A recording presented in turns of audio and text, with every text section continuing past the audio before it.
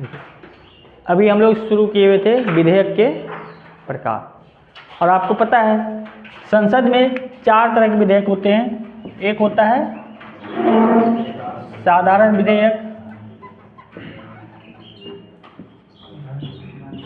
धन विधेयक, वित्त विधेयक और संविधान संशोधन विधेयक।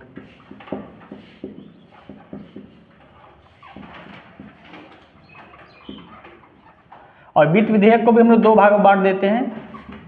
वित्त विधेयक 1, वित्त विधेयक 2। तो देखिए इसमें क्या है, साधारण विधेयक क्या है, पहले ये 3 अगर समझ लीजिए। संविधान संशोधन विधेयक क्या होता है, तो संविधान को बदलना है या संविधान में कुछ बदलाव करना है तो उसके लिए जो विधेयक लाया जाता है उसे कहते हैं संविधान संशोधन विधेयक। धन और वित्त विधेयक दोनों पैसे से संबंधित है। धन विधेयक हम लोग चर्चा किए थे, जिसमें करों से संबंधित, कर को लगाना हो, घटाना हो या बदलना हो, जो सरकार ऋण लेती है या ऋण देती है उससे संबंधित, या संचित निधि और आकस्मिक निधि से जो पैसा निकाला जाता है या जमा किया जाता है वो सब किसमें है, धन विधेयक में। लेकिन ये वित्त विधेयक पार्ट 1 जो है, इसमें क्या है, तो पैसा देखिए निकालने का डालने का काम धन विधेयक में है।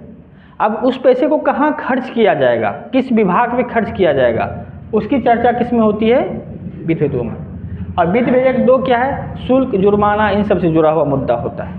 और इसके बाद जो बचता है सब किस में चला जाता है, साधारण विधेयक। ठीक है, जैसे मान लीजिए बिहार सरकार जो लाई थी शराबबंदी के लिए विधेयक, कौन सा विधेयक होगा वो, साधारण विधेयक। ठीक है, तो ये विधेयक में हम लोग क्या देखे थे, साधारण विधेयक जो है संसद के किसी भी सदन से शुरू हो सकता है, चाहे वो लोकसभा हो या राज्यसभा। दोनों से पारित होने के बाद ये राष्ट्रपति के पास जाते हैं। राष्ट्रपति या तो सहमति दे सकते हैं या वीटो लगा सकते हैं। सहमति दे दिए तो अधिनियम बन जाता है, अगर सहमति नहीं दिए तो 3 तरह का वीटो है, रोक सकते हैं, पुनर्विचार के लिए लौटा सकते हैं या सीधे मना कर सकते हैं। धन विधेयक क्या है, ये राष्ट्रपति के अनुमति से लोकसभा में पारित होता है और लोकसभा के बाद तब राज्यसभा में जाता है, वो भी मात्र 14 दिन के लिए। तो याद रखिएगा इसमें क्या है, लोकसभा को ज़्यादा शक्ति दी गई है। और जब ये राष्ट्रपति के पास आते हैं तो राष्ट्रपति को क्या होता है, ये इस पर सहमति देना आवश्यक हो जाता है। क्लियर है, यहाँ तक हम लोग देखेंगे। और इसकी चर्चा किस में थी, अनुच्छेद 110 में। 108 का संयुक्त अधिवेशन है ना, और धन विधेयक में संयुक्त अधिवेशन नहीं होता है। अब ये अगला जो है ये वित्त विधेयक 1।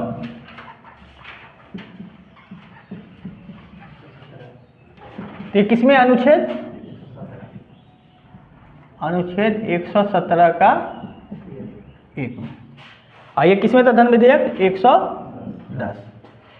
देखिए जो धन विधेयक में शामिल है वो इसमें भी शामिल रहता है, ठीक है, लेकिन इसका काम क्या है, वो केवल ये बताता था तो पैसा कैसे डालना है, कैसे निकालना है, लेकिन कहाँ खर्च करना है इसकी चर्चा किसमें है, वित्त विधेयक में। तो याद रखिएगा ये जो धन विधेयक है वो एक प्रकार का क्या है, वित्त विधेयक। सभी धन विधेयक है को हम वित्त विधेयक कह सकते हैं, लेकिन वित्त विधेयक को धन विधेयक नहीं कह सकते। और आप ये भी देखे थे कौन सा वित्त विधेयक को धन विधेयक कहेंगे या नहीं कहेंगे, ये तय कौन करता है, लोकसभा स्पीकर या लोकसभा अध्यक्ष। कई बार सवाल पूछा जाता है किसी भी वित्त विधेयक को, जैसे मान लो कोई वित्त विधेयक 117 की तरह या कैसे पेश किया जा रहा है। अब इसको पेश करने का तरीका है, या तो 117 के एक तरह ही पेश किया जा सकता है, अगर लोकसभा स्पीकर चाहे तो इसको 110 बना के भी पेश कर देंगे। और जैसे 110 बना के पेश करेंगे तो सारा शक्ति किसके पास आ जाएगा, केवल लोकसभा के पास। कई बार ऐसा होता है जब सरकार को राज्यसभा में बहुमत नहीं होता है, केवल लोकसभा में बहुमत होता है, तो चाहता है हर बिल लोकसभा में ही पारित हो, ताकि हमें राज्यसभा का कोई टेंशन नहीं होना चाहिए। इसीलिए ज़्यादातर बिल को धन विधेयक बना के पेश करवा दिया जाता है। तो यहाँ क्या है, अनुच्छेद 117 के 1 में वित्त विधेयक 1 की चर्चा की गई है, जो यह बताता है जो धन जो निकाला गया, वो धन को कहाँ कहाँ खर्च किया जाएगा। जब कर लिए तो कर का कहाँ प्रयोग करेंगे। ठीक है। और ये जरूर याद रखिएगा, सभी धन विधेयक क्या है? वित्त विधेयक है, लेकिन सभी वित्त विधेयक धन विधेयक नहीं है, जिसे रीजनिंग में होता है। अब दोनों में अंतर क्या है? देखिए, वित्त विधेयक 1 भी क्या होता है? राष्ट्रपति के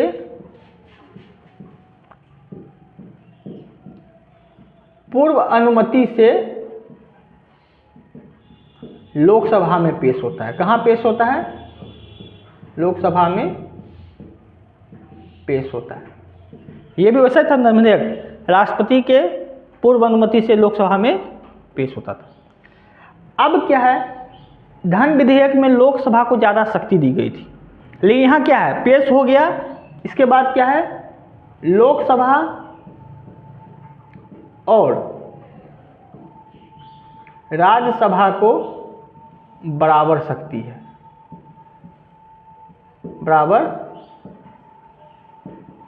शक्ति है। यानी इसके बाद ये क्या बन जाता है? साधारण विधेयक के तौर पे हो जाता है, जिसे दोनों को बराबर शक्ति है, लोकसभा से भी पारित होगा और राज्यसभा से भी पारित होगा। यहाँ 14 दिन का कोई बंदिश नहीं है। वहाँ राज्यसभा में क्या था? धन विधेयक में 14 दिन के अंदर पारित करना है, नहीं तो पारित मान लिया जाएगा। यहाँ जरूरी नहीं है, यहाँ जब तक लोकसभा राज्यसभा चाहे रख सकता है, ठीक है। पहला अंतर यहाँ हो गया। यहाँ तक तो ठीक था, राष्ट्रपति के पूर्व अनुमति से लोकसभा में पेश होता है, लेकिन यहाँ क्या है? लोकसभा राज्यसभा को बराबर शक्ति दी गई है। इसके बाद अब दोनों से पारित होने के बाद जब ये राष्ट्रपति के पास जाता है, तो राष्ट्रपति क्या कर सकते हैं? राष्ट्रपति सहमति दे भी सकते हैं या वीटो लगा सकते हैं। वीटो मतलब समझते हैं ना, वीटो क्या होता है?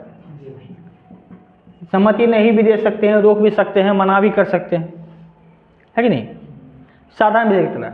और याद है, इसमें ऐसा कंडीशन नहीं था धन विधेयक में। धन विधेयक अगर राष्ट्रपति के पास जाता था तो उन्हें सहमति देना पड़ता ही था। क्लियर है? अंतर समझे खाली। क्या धन विधेयक में संयुक्त बैठक होता था? नहीं होता था, क्योंकि इसमें लोकसभा ज़्यादा शक्ति था ना। इसमें संयुक्त बैठक बुलाई जा सकती है।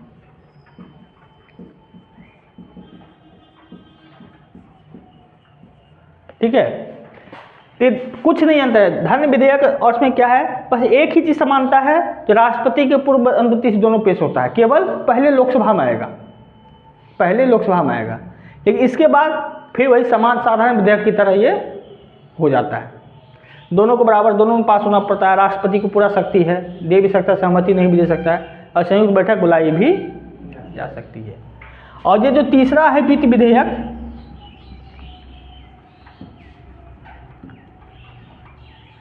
दो, इसकी चर्चा किसमें गई है? अनुच्छेद 117 के 2 में। और आपको पता है ये किससे संबंधित है?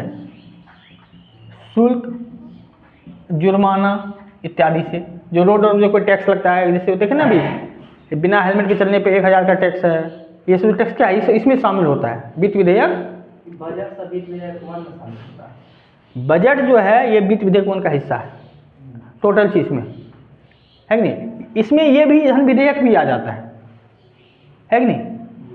जैसे ऐसे समझिए, हमने क्या कहा? सभी वित्त विधेयक धन विधेयक है, तो लेकिन किस वित्त विधेयक को धन विधेयक कहेंगे वो उस पर डिपेंड करता है। जैसे मान चलिए अभी आप सब मेरे विद्यार्थी हैं, ठीक है, तो यानी आप सब वित्त विधेयक है, उसमें से आप सिलेक्ट हो गए दरोगा पद पे, तो आपको मिलेंगे, देखिए ये दरोगा है, तो आपका महत्व बढ़ जाएगा कि नहीं? विद्यार्थी तो आप भी है, विद्यार्थी ये भी है, लेकिन आपका महत्व बढ़ जाएगा। तो आप दरोगा है, लेकिन दरोगा के साथ मेरे विद्यार्थी भी है, लेकिन सारे विद्यार्थी मेरे दरोगा थोड़ा है। सेम यहाँ भी है, यहाँ भी सिस्टम है, वित्त विधेयक सब होता है। इसमें से किसको धन विधेयक कहेंगे या नहीं कहेंगे ये तय कौन करेगा? लोकसभा अध्यक्ष।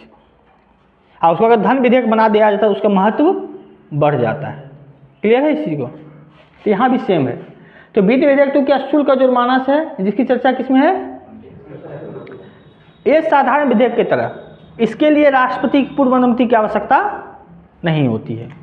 ये दोनों में से किसी सदन से शुरू हो सकता है, दोनों में से किसी सदन से शुरू हो सकता है। इसके बाद दोनों को बराबर शक्ति तो है ही, राष्ट्रपति सहमति दे भी सकते हैं या वीटो लगा सकते हैं, वीटो लगा सकते हैं। और इसके बाद संयुक्त बैठक बुलाई जा सकती है।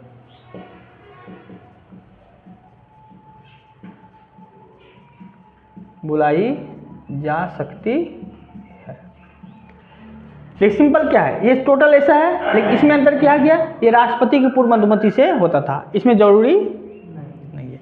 फिर जब भी पढ़ेगा तीनों एक साथ पढ़ेगा, धन विधेयक, वित्त विधेयक 1 और वित्त विधेयक 2। धन विधेयक क्या है, राष्ट्रपति की अनुमति से आता है, और वित्त विधेयक 1 भी राष्ट्रपति की अनुमति से आता है, और दोनों केवल लोकसभा में ही पहले आएगा। लेकिन ये क्या होता है, वित्त विधेयक 2 राष्ट्रपति की अनुमति से नहीं आता है, ये लोकसभा में भी आ सकता है और राज्यसभा में भी आ सकता है।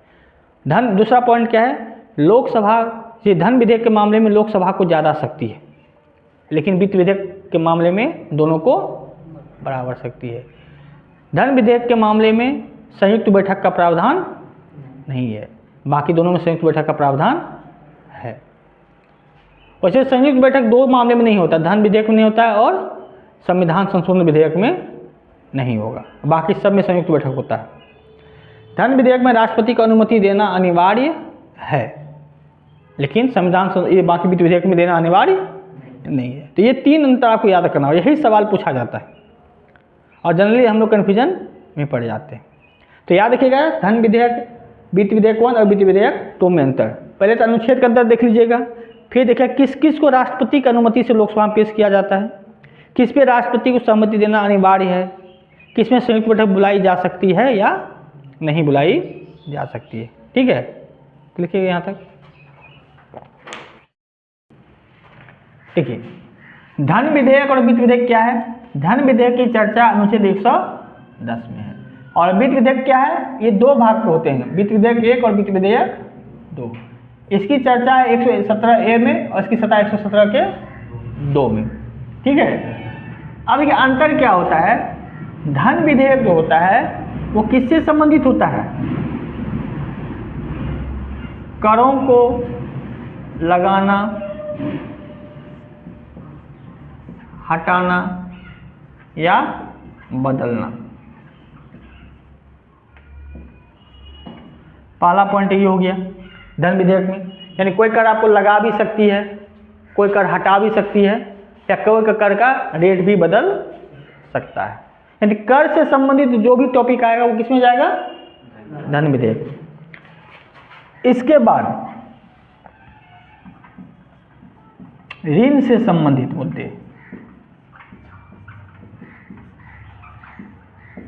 यानी भारत सरकार किसी से ऋण लेती है या ऋण देती है, ये भी मुद्दा किसमें होगा, धन विधेयक में। और इसके अलावा संचित निधि और आकस्मिक निधि से संबंधित।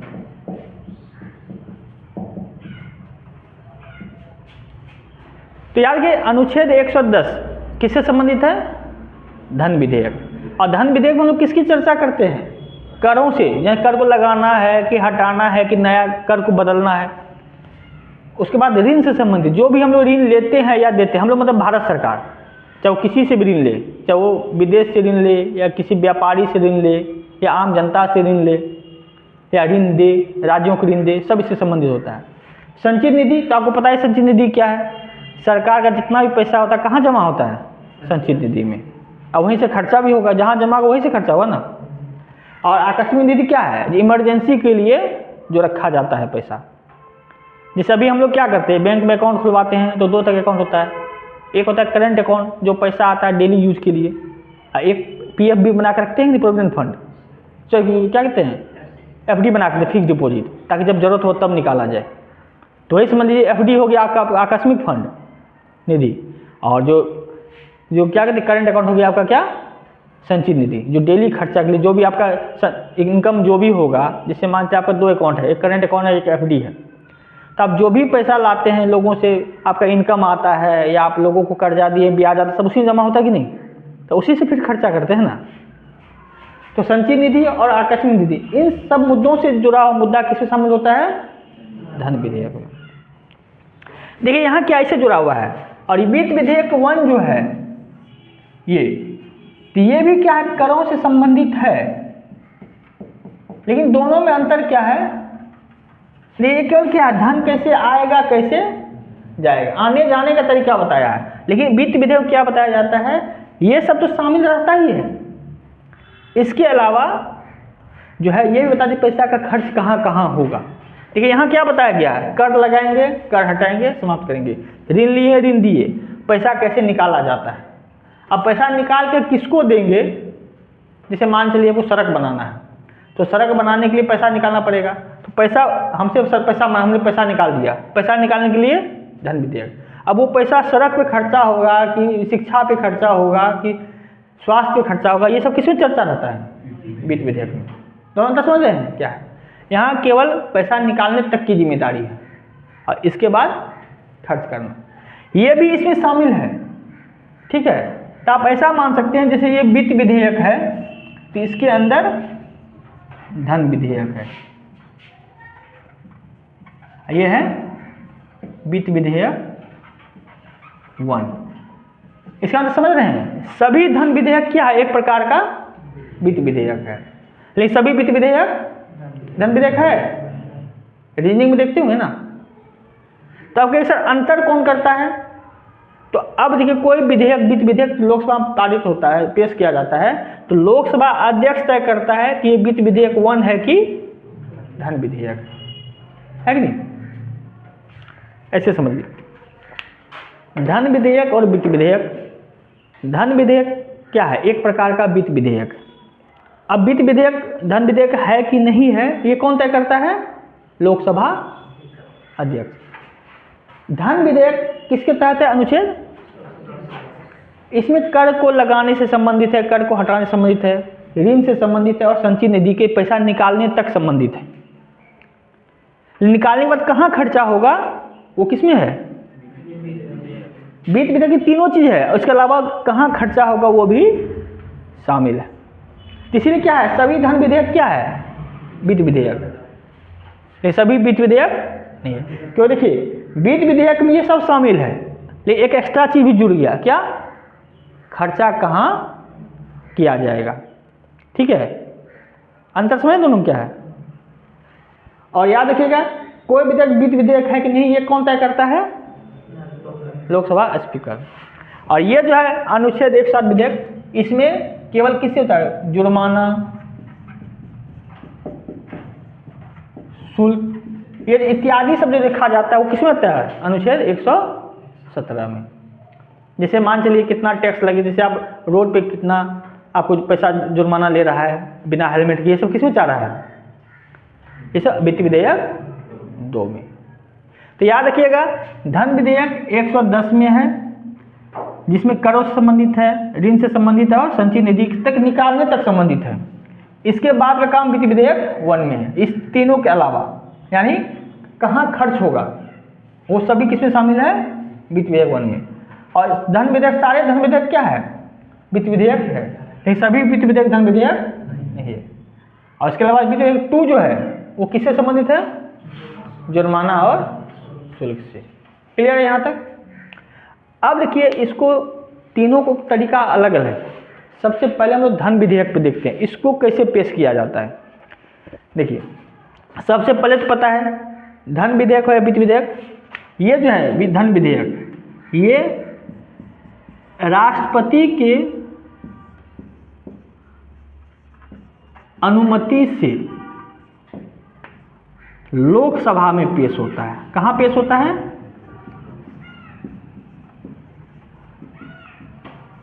ये धन विधेयक की बात करें, धन विधेयक कहाँ पेश होता है? लोकसभा में। लेकिन पेश होने से पहले किसकी अनुमति लेनी पड़ेगी? राष्ट्रपति की।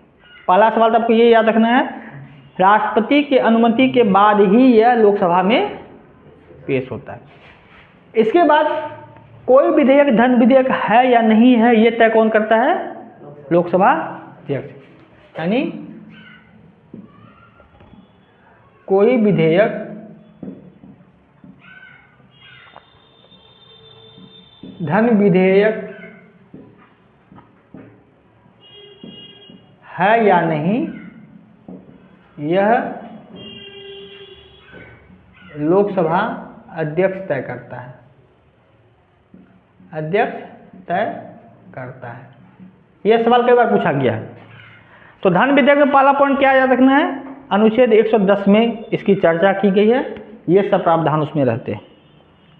यह विधेयक राष्ट्रपति के अनुमति के बाद ही लोकसभा में पेश होता है। ठीक है। इसके बाद कोई विधेयक धन विधेयक है कि नहीं है, ये तय कौन करेगा? लोकसभा अध्यक्ष। अब देखिए, इस विधेयक के मामले में लोकसभा को ज़्यादा शक्ति है। लोकसभा राष्ट्रपति की अनुमति से लोकसभा में पेश हुआ, फिर लोकसभा में क्या होता है? ये पारित होता है। लोकसभा में पारित होने के बाद ये फिर कहाँ जाएगा? राज्यसभा। राज्यसभा के पास जाएगा। राज्यसभा ज़्यादा से ज़्यादा 14 दिन तक वो अपने पास रख सकता है। 14 दिन में वो लौटा के नहीं दिया तो ये मान लिया जाता है राज्यसभा उसको पारित कर दिया। जैसे मान के चलिए, लोकसभा से कोई धन विधेयक आया, पास होकर के ये राज्यसभा यहाँ आप लोगों के पास रखा गया। आप लोगों के पास समय है 14 दिन मैक्सिमम। 14 दिन में अगर आप जवाब नहीं दिए तो यहाँ से ये मान लिया जाएगा राज्यसभा में पारित हो गया, चाहे आप कुछ बोले कि नहीं बोले, और वो फिर चले जाएगा सीधे राष्ट्रपति के पास। लेकिन अगर उस बीच में आप लोग कुछ सलाह दे दिए तो इसमें ये बदलाव करना, वो बदलाव करना है, तो ये जरूरी नहीं है लोकसभा इसको माने। अच्छा लगेगा तो मानेंगे, अच्छा नहीं लगा तो नहीं। मतलब कोई पावर ही नहीं है, बस एक सुझाव दे सकते हैं। ठीक है। अभी सुझाव देने की सीमा 14 दिन तक है नहीं।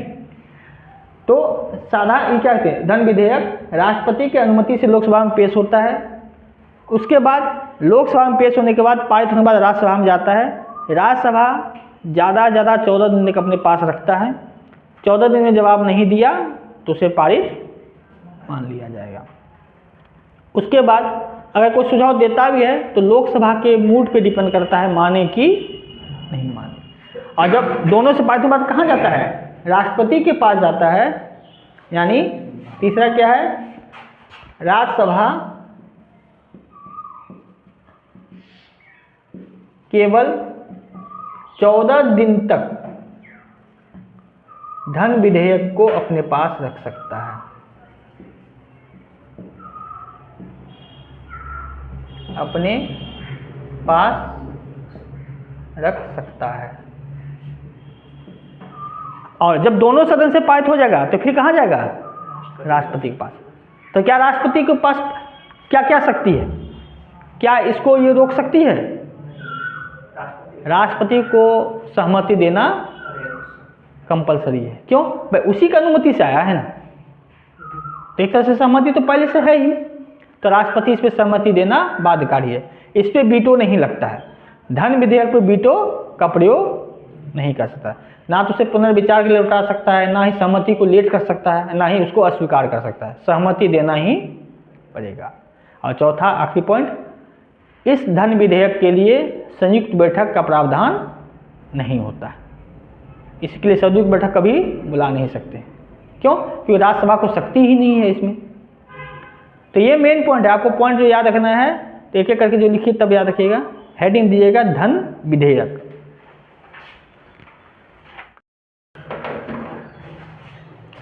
देखिए, संविधान संशोधन क्या होता है? तो नाम है संविधान में संशोधन करना। संशोधन मतलब सुधार करना। और इस पे जो हम लोग चर्चा कब करेंगे? संविधान संशोधन पे एक टॉपिक ही आपका संविधान संशोधन कितने तरीके से होता है, किस किस अनुच्छेद में चर्चा है। अभी बस ये समझिए, संविधान जो है, संविधान कोई फिक्स तो होता नहीं है। जैसे जैसे समय बदलता है, नए नए कानून आते हैं, नए नए विचारधाराएँ आती है, तो समय के हिसाब से कानून को बदलना पड़ता है। पहले क्या था? पहले ना मोबाइल टीवी ने, जब संविधान बना था तो मोबाइल टीवी तो था नहीं, ऑनलाइन फ्रॉड होता नहीं था, तो उस हिसाब से कानून था। लेकिन आज के समय में टीवी है, मोबाइल है, ऑनलाइन फ्रॉड होता है, मोबाइल फेसबुक कितना आप लोग गालियाँ दी जाती है कि नहीं, कमेंट सीधे हो जाए। अभी अब मान लीजिए हम किसी सर के खिलाफ कुछ डाल देंगे, 1 लाख गाली हमको मिल जाएगा 1 घंटा के अंदर। तो इस सब पे भी कानून होना चाहिए ना। कोई किसी के खिलाफ बोल देता है ऑनलाइन आकर के, किसके भी नए समय बदल रहा है तो कानून को भी बदलना चाहिए, किसी तरह संविधान को भी बदलना चाहिए ना। तो संविधान इसीलिए संशोधन दिया गया है कि संविधान में अगर कुछ आवश्यकता होगा तो आप संशोधन कर सकते हैं। जैसे मान लीजिए आप ही लोग पढ़ते हैं तो पहले 5 महीना पढ़ते हैं, फिर देखते हैं कितना समझ में आया नहीं आया, तो फिर अपने आप पढ़ाई में बदलाव करते हैं कि नहीं, पढ़ने का तरीका बदलते हैं। संविधान में संशोधन होता है, ये कैसे होता है, इस पर एक टॉपिक ही है। अभी ये देखिए, ये जो विधेयक होता है ये किसके लिए, संविधान में संशोधन करने के लिए होता है। और ये भी क्या होता है, किसी से भी शुरू हो सकता है, या तो लोकसभा या राज्यसभा, ये कहीं से भी शुरू हो सकता है। संविधान संशोधन विधेयक लोकसभा से भी शुरू कर सकते हैं या राज्यसभा से भी शुरू कर सकते हैं। इसके लिए राष्ट्रपति की अनुमति की आवश्यकता नहीं होती है। तो पहला याद किसी दोनों बराबर शक्ति है, लोकसभा राज्यसभा को, और राष्ट्रपति की अनुमति की आवश्यकता नहीं होती है। लेकिन हाँ, जब संविधान संशोधन विधेयक राष्ट्रपति के पास जाता है तो राष्ट्रपति क्या करते हैं, इस पर सहमति देना अनिवार्य है, इसको रोक नहीं सकते हैं। यानी संविधान संशोधन विधेयक पर राष्ट्रपति को सहमति देना अनिवार्य है, को सहमति देना अनिवार्य है, ठीक है। इस पे वीटो नहीं लगा सकता है। और याद रखिएगा, संयुक्त बैठक भी नहीं बुलाया जा सकता, इस पे संयुक्त बैठक का प्रावधान नहीं है।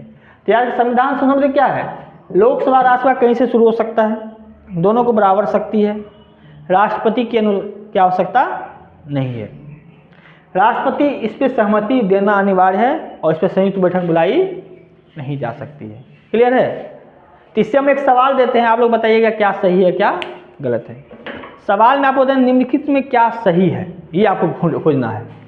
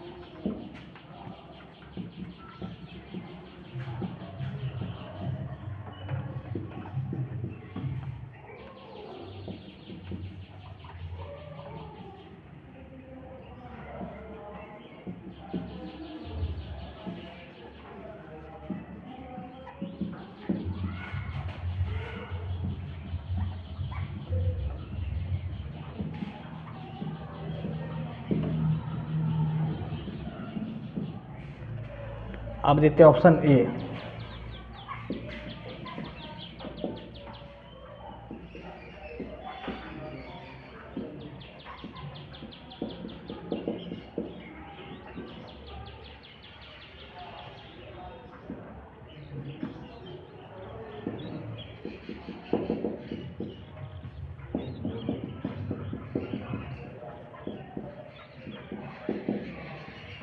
अब देखिए क्या सही है ये खोजना है।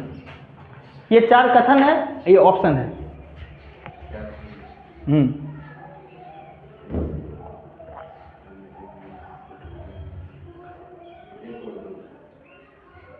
एक और दो ऑप्शन कहाँ, ऑप्शन देखिए, ऑप्शन वहाँ भी है।